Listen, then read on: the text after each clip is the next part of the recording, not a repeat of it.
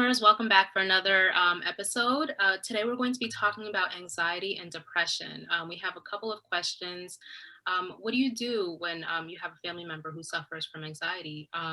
What kind of things do you look out for people who suffer from anxiety?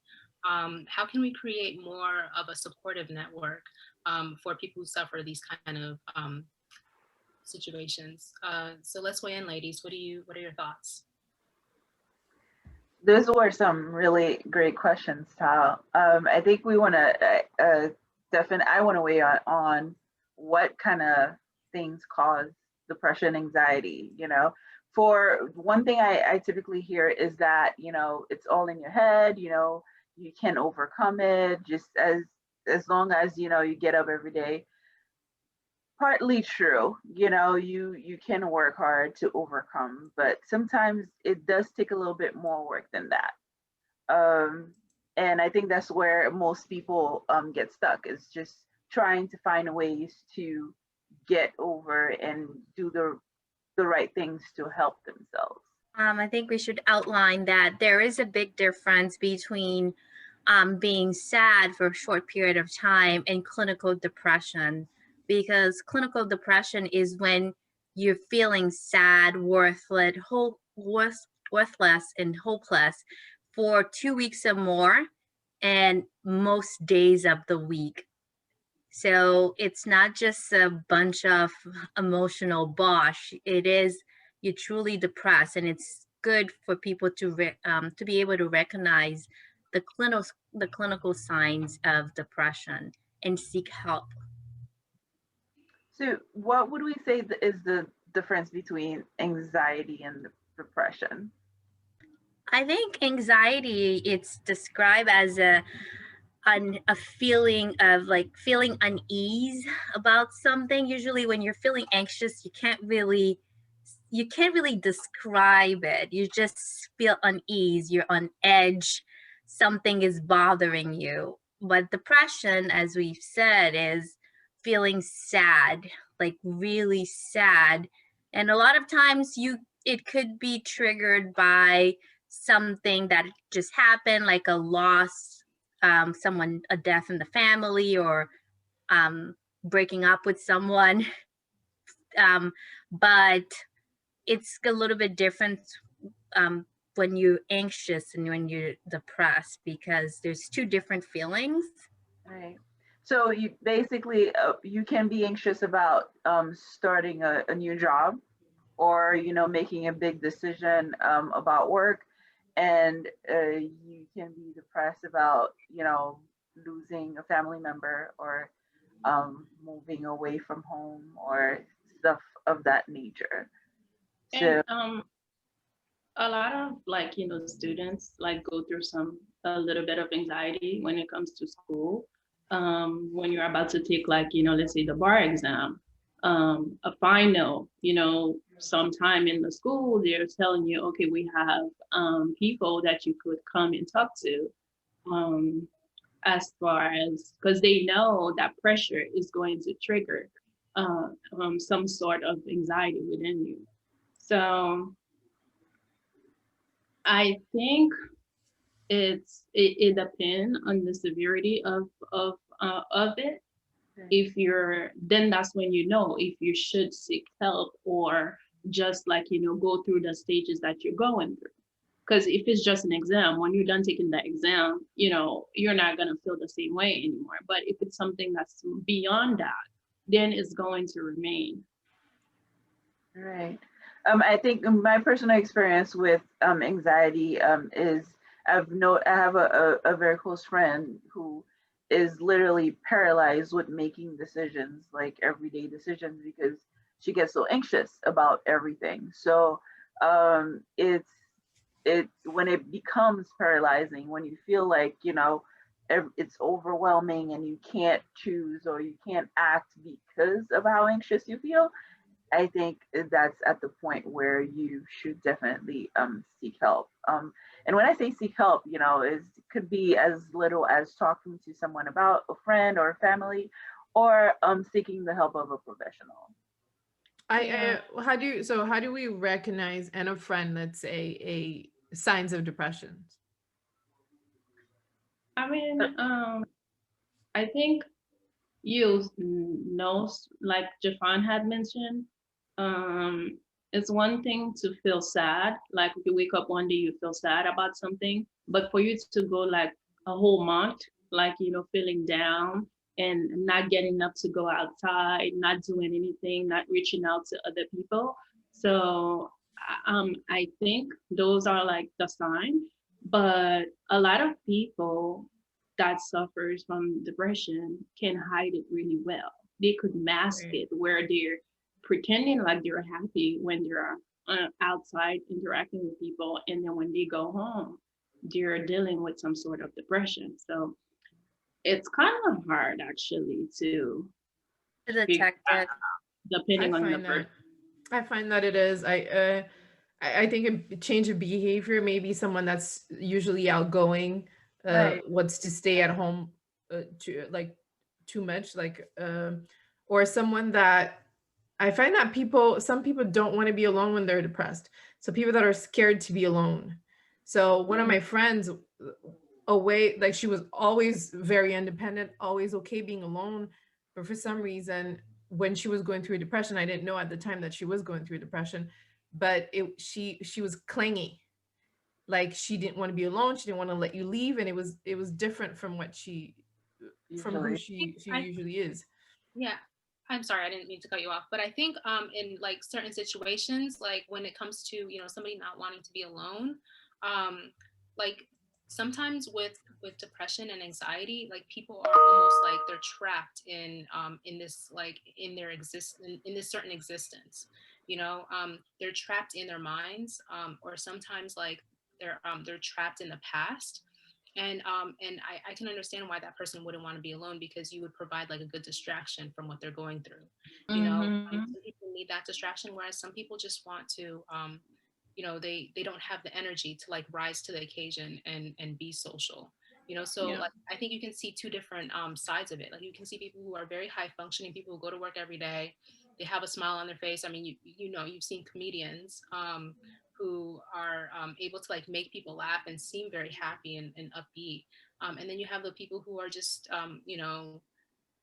they may live in like, a crowded, unkept apartment, haven't bathed in weeks, haven't like, combed their hair, or completely like catatonic. So there's so many different presentations for it. I agree with you. There are different people fall in different um categories as far as depression. You might have mild depression, moderate, and severe. Usually someone with severe depression, they're pretty easy to recognize because they're the ones with the very flat affect. No matter what you say or do, they just seem unfazed.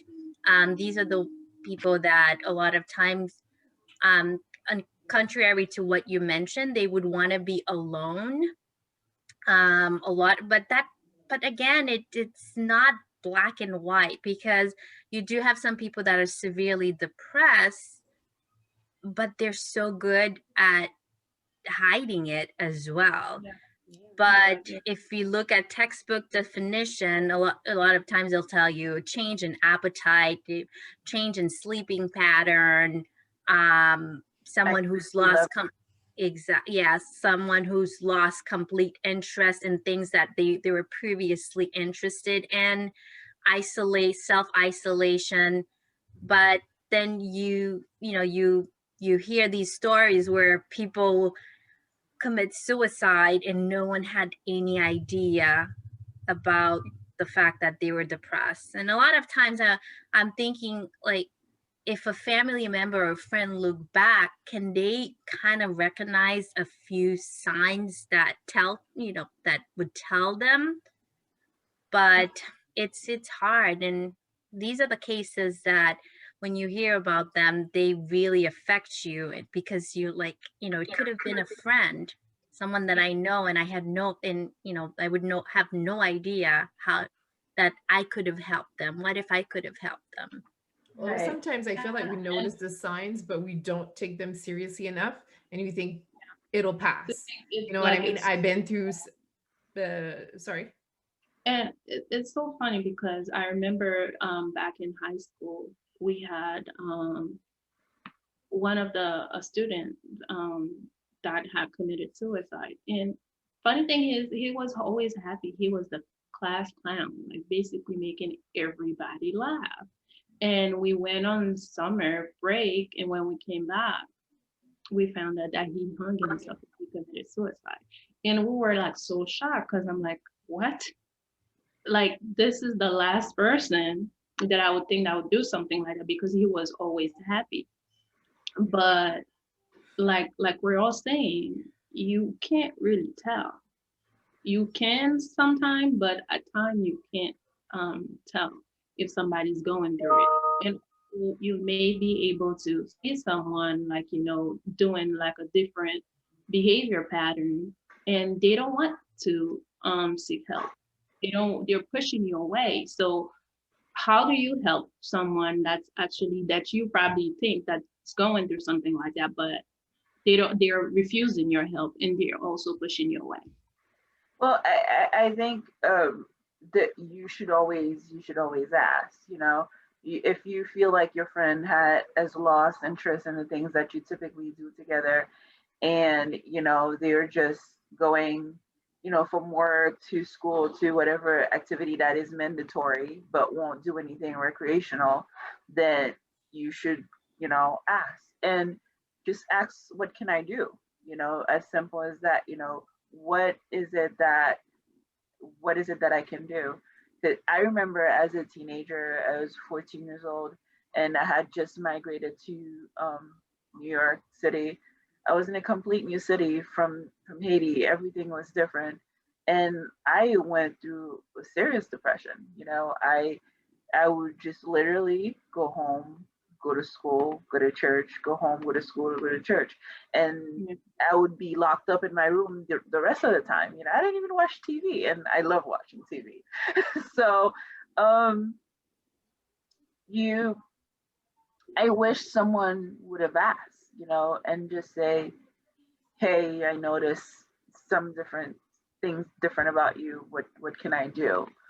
So it's always, I think the best way is to approach it directly on and ask to see how you can help. I feel like I kind of relate to your story, but it was later on, like in life, that I experienced it. But also, it's like my thing is, it's not because people didn't ask, but I didn't trust them enough to tell them. And it's you need to trust people in order for you to confide in that person. You want to know that you're going to unveil this type of, like, it's pretty much like a secret you're telling them, and you want them to be able to hold that and not go outside and like, you know, betray that trust, because like, you know, that would make you fall deeper into some sort of depression. So for me, it was more so going, like, you know, to my family and talk to them about it. It's like they didn't know until like I break down. Like I started crying hysterically because I couldn't anymore. But you need like a foundation, like a support system. I agree. And I feel like our society doesn't, well, our culture, the way we grew up, it was always that anxiety and depression didn't exist. Like growing up in That, Haiti, it didn't you know, exist, it's right? funny that you said that because I never kind of I didn't know these type, like, you know, the terms of like depression, anxiety, and stuff like that until I came into the U.S. Right. I'm thinking These this things is the like pressure, the different type of pressure that we're under. I think Right. Why? like these things, I think they definitely do exist, but like we mentioned earlier, I think they present themselves differently in different people, you know. So for example, like it could be in one group, one demographic, it could be that like you know, they just feel hopeless and that there's no hope for the future. In another demographic, it could just be that they don't even try because they feel hopeless, you Right. know. So it may not be that like we did not see it, it just may not be presented in the way that we you know, like it's scientifically denoted, you Well, know. I feel like growing up in Haiti, it wasn't a term that we use, one. Second of all, it'll pass. And that was my behavior towards it. That was my reaction towards that. So when someone's extremely sad or going through something horrible, I'm always like, oh, you'll be fine. I've been through something similar, or, I always kind of diminish it. And I remember when I first came to Canada, almost like you, Garda, I was going through a very, very hard time. And I didn't want to be alone. So I never would want to go home. So I would leave school around 1 a.m., 2 a.m. to go back home. Oh my goodness. But it was to the point where I was looking up easy ways to kill myself online. But even then, I didn't know that I was depressed. It's really until you're here that you've Until you're on the other side. And I want to go back to what Sarah was saying in terms of trusting someone, knowing who to tell, and being able to trust people. I feel like sometimes it's our reaction towards it. So if someone would tell me, listen, I'm very sad, and I'd be like, it's okay, you'll be fine. We all go through it. Sometimes we don't take the time to just listen, and recognize that it's something serious. I do want to make a comment about that.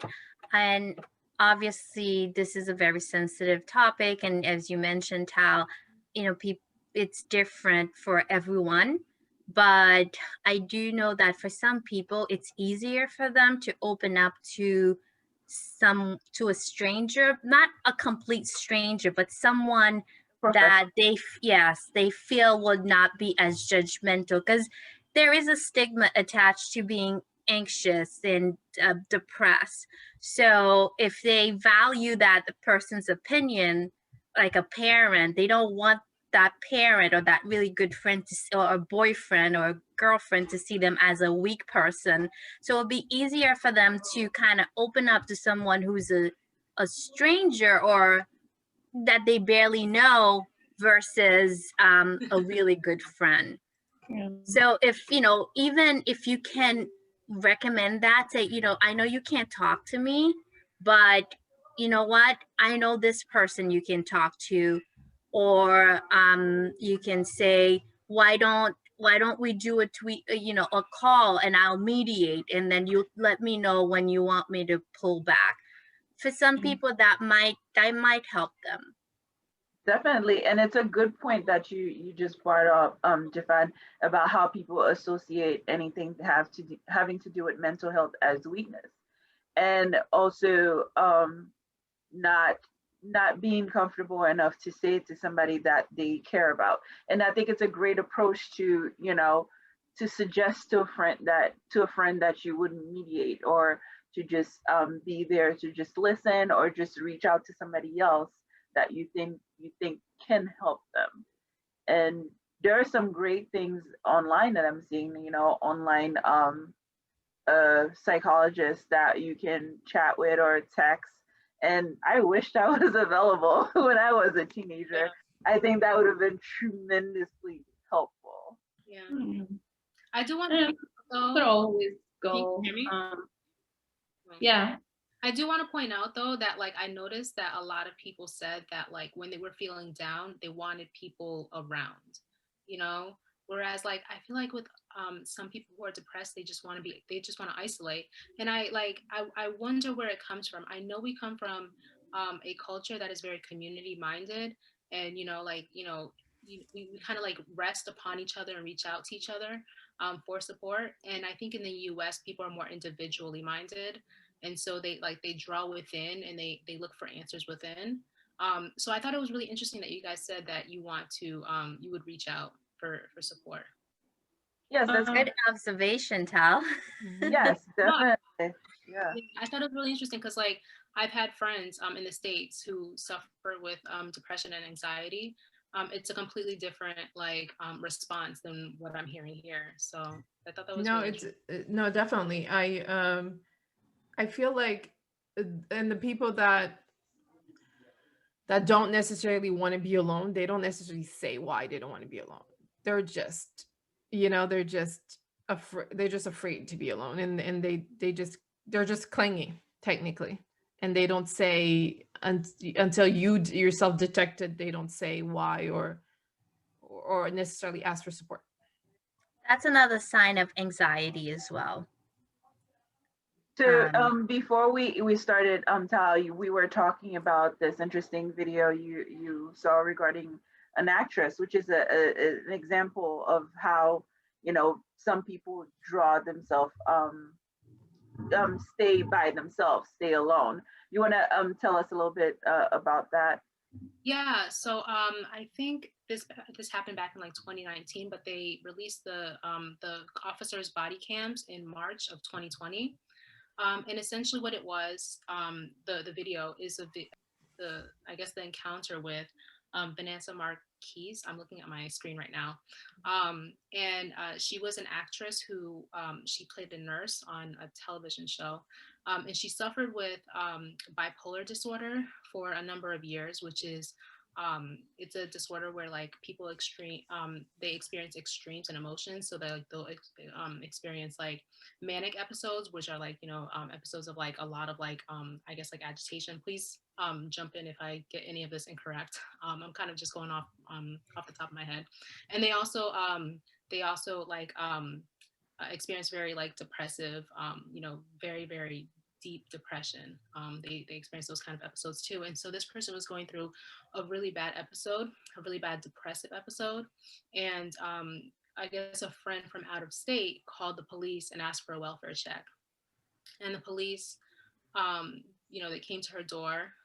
They knocked on it and then she didn't answer. So they walked into the apartment. The apartment was completely like just full of, she was a hoarder. She was hoarding. And it just looked completely unlivable. The front door was just, was blocked off, which is a hazard because if you have an emergency, you need Fire. to be able to use you. Yeah. And so it didn't look like the kitchen was being used. You know, there was like, it was not livable. Her apartment was not livable. And so they tried to take her to a mental institution. And so she resisted and she pulled out a gun. And, you know, before she pulled out the gun, she told the officers to just kill her, you know, and they refused to do that. They tried to take her into the hospital. So she pulled out the gun and so they had to protect themselves. And so they pulled out a gun as well. And she just kept advancing at them with the gun in her hand. Eventually they had to shoot her. And so after they shot her, unfortunately she died. They discovered that the gun was fake. So I guess the plan all along was to commit suicide by police. police. It is. Yeah, it's surprisingly common. I've seen a couple. It took me down a rabbit hole. That one video taught me, you know, pulled me down a rabbit hole of like YouTube videos. But what I thought was really interesting about this video was the comment section. Like a lot of people were like, well, where were her friends and family? You know, do these people not care about her? Why is it that a friend from out of state was the one that had a welfare check on her when her family that lived in the state didn't didn't seem to care, you know, didn't seem to reach out in that way. So I just wanted to open that up to you guys. Like, what would you do in that situation if you had a friend like Vanessa Marquez? I mean, the first thing I think we should point out is that sometimes when someone is pushing you away because they're depressed and they're pushing you away, and no matter what you do, you can't reach them, they won't let you come over, you can't talk to them, there isn't much you can do. That is one point I'd like to say. Yeah. And it depends on what kind of person she was as well. Was she someone that was already always alone, the point that people like her family didn't feel the need to check up on her? Yeah. So Yeah. there's. Yeah, it makes sense because if she was someone that was always by herself, you know, I'm gonna think, oh, she's fine. She's probably just busy doing something, not knowing that she's going through some sort of depression. Because I mean, I'm by myself too, so and Right. yeah, I feel like in a case like this, you know, it might be similar because if someone I mean, really you're call by people your like Right, but like I'm gonna be the devil's advocate a little bit. Right. Because, like, why is it that like the person out of state noticed that something was wrong? Maybe they were closer maybe she to was them. close Maybe to they her talked to family. them more. Yeah, Yeah. that's the thing. Sometimes people open up to who they want to open up to.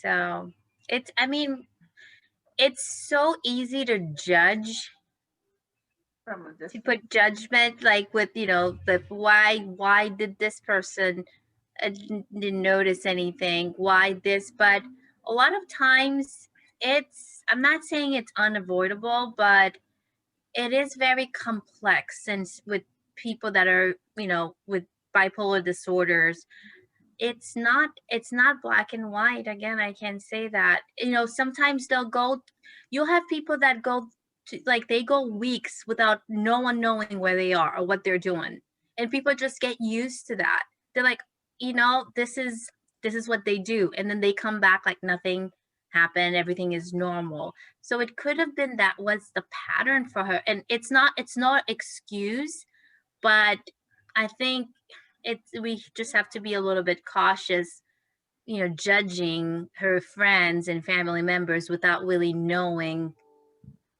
the details of their relationship. I I think mean, that personally, I live out of state and the rest of my family, live in New York. And I do text them almost every day. yeah. But if I was deeply depressed, I don't think They they would would know know. unless you So, tell. Same here. Yeah. right. So as long as I'm speaking to them and I'm texting, they would assume that I'm okay. You're okay. And Yeah. that was the same thing with me because I would never open up and tell anyone because I feel like, that's not something that I don't want to talk to them about.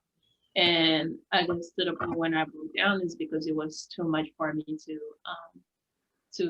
deal with at that point. And I just like, kind of cried and told him, okay, this is what I was dealing with, but I didn't get deep down to like, about whatever I was going through. So it was better for me to go and sit down with my therapist and talk to her about it instead of like talking Right. to my family about it.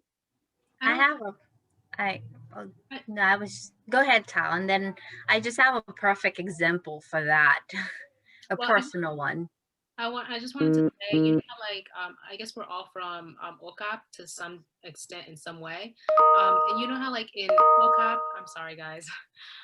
That's me. You know how in That's fine. you know how in OCAP like people just like leave their front door open, and it's very common for people just like, stop by and like say hi and stuff like that. I feel like with a community like that, it's very difficult to have like one individual who's depressed, because at the end of the day, somebody's going to stop by and notice something.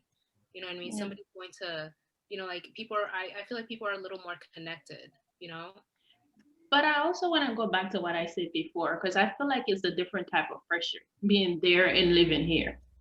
Yeah. Right. And Right. It's different life altogether. being in the States, like, add like way more pressure than when Yeah. you're living like, back in Haiti. Yeah. And also, But- we were much younger, but What? we were much younger and had less. Yeah, but there worries. are still like, young kids, like, teenagers that are going through depression in the US. I read somewhere today that this generation, Gen X, is, are on the road to having the most mental health issues. Social Yeah, media. So, but social media plays like a big role in that because they're comparing their life to people that are faking on a website, so it's very hard. Yeah, people love to share on social media. We love to share the best part of our days. And people look at that thinking that's your normal life and that's your everyday life. It's so hard. You see people share their accomplishments, right? And you ask yourself, why am I not able to accomplish what this Where they person is are, accomplishing? exactly. So I think, yeah, it's this culture of comparing and seeing and sharing too much, oversharing. Jafan, you wanna share? Guys, just one thing, like, because the thing is, like, we grew up in a Haitian culture where we were constantly being compared. We didn't need social media for our parents to compare us to the next person. Yeah, but the comparison It's that we were different. doing It was is like different. really not to the type that it is now. Like, come on, like Yeah, you're seriously? compared to one or two people versus Yeah, you Yeah. have Millions. everybody showing you the Yeah. best part of their days. Really, you only see the graduations, couples. You don't see depression online a lot. You know what I mean? You see beautiful pictures, beautiful vacations. And the difference too, the big difference is that your parents would tell you about it. You're seeing it, like having a visual representation can be more consequential, I would say. And also, when you're on social media, people tend to skip the bad stuff. And I'm going to give you a perfect example for that. Yesterday, I was scrolling through Reels videos, and one of the video that came up was this woman expressing issues of what not to say to somebody who just lost their child. And I was like, ooh, like that hurts. Like, I don't want to see that, so we are conditioned to see the good stuff. So, and then we compare ourselves to the good stuff. So it's like guilty a cycle. A lot of times I look at people traveling, I'm like, I'm so boring. Like, all I do is work. It's like, look at this person. They're the same age as me, and they've been to 16 different countries.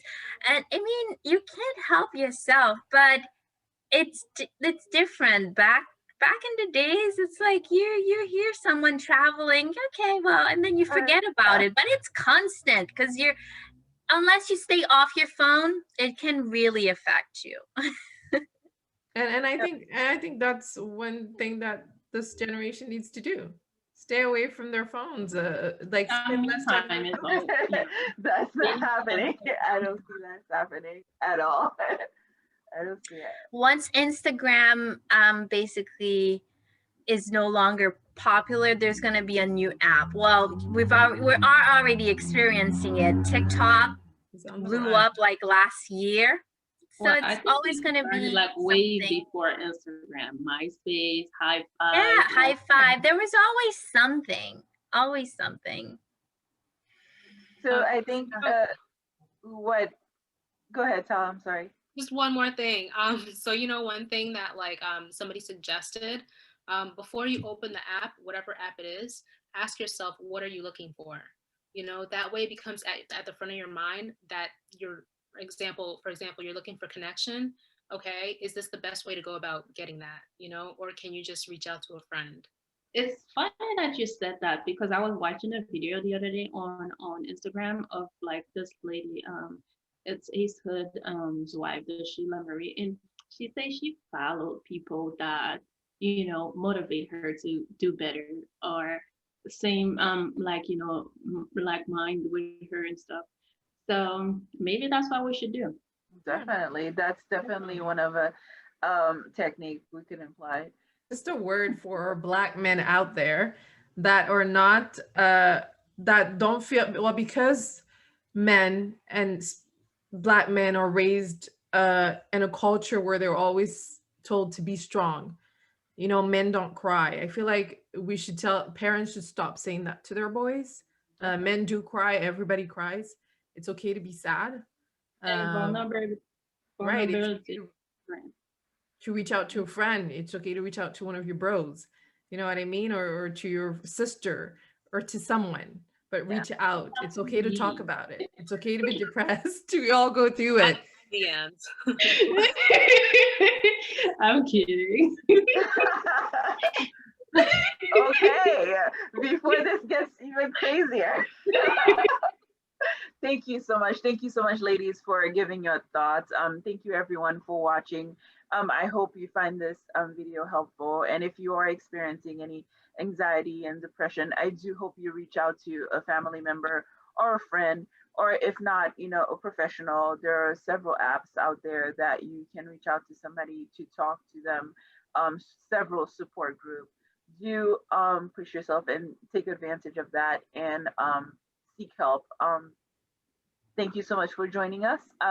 We do screen our videos on Facebook, IG, and YouTube. Follow our YouTube channel, and thank you. Every Thursday at 7 p.m. Like, comment, and subscribe. Subscribe. Yes, what you said.